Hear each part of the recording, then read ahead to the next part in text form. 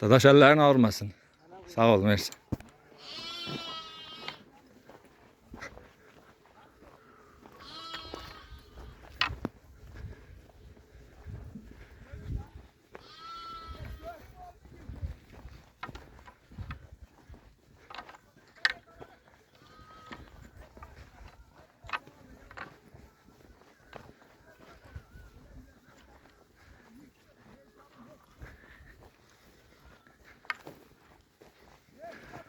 Tamam, bura diye film yeri.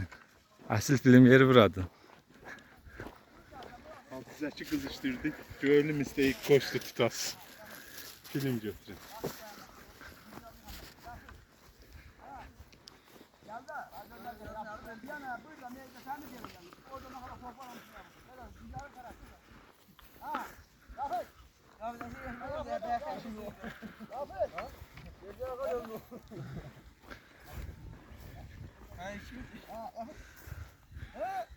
Selamun aleyküm. Yallah, halı sen dedi. Yallah. Yorulmayız.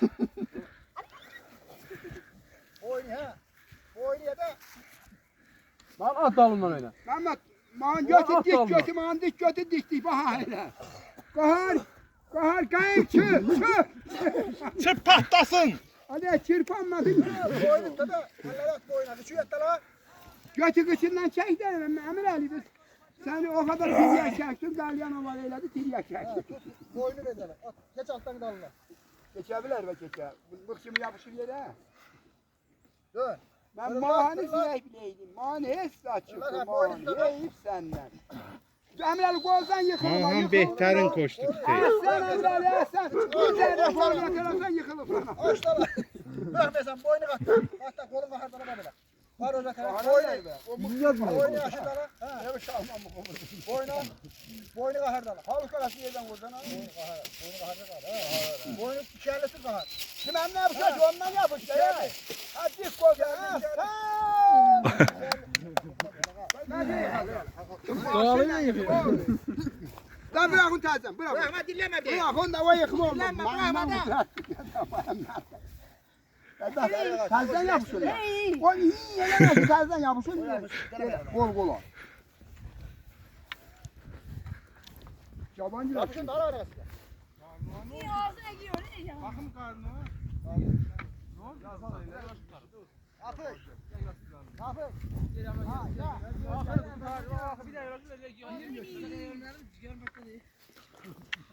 Ya da.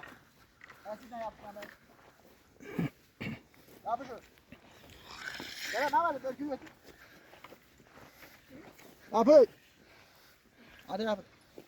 Gidiyoruz, tamam. Dağa ediyorsun inşallah. Gidiyor da ne bu tarafa? Tifiye taraf.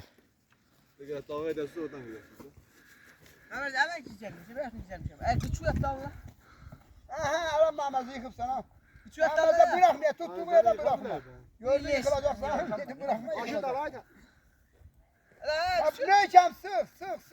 He. Sık. Hadi gozla, ha. Ama ta görüm de neyleysen, yıkılıysan, nedir oluysan. Aşırı da koza geçirme. Ha gozla amirim, ben daha da kalıyorum.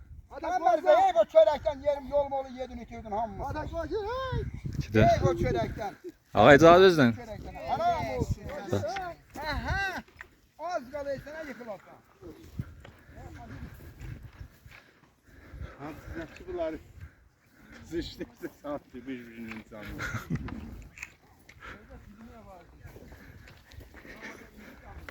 Haram olsun senin yediğin. Olmadı.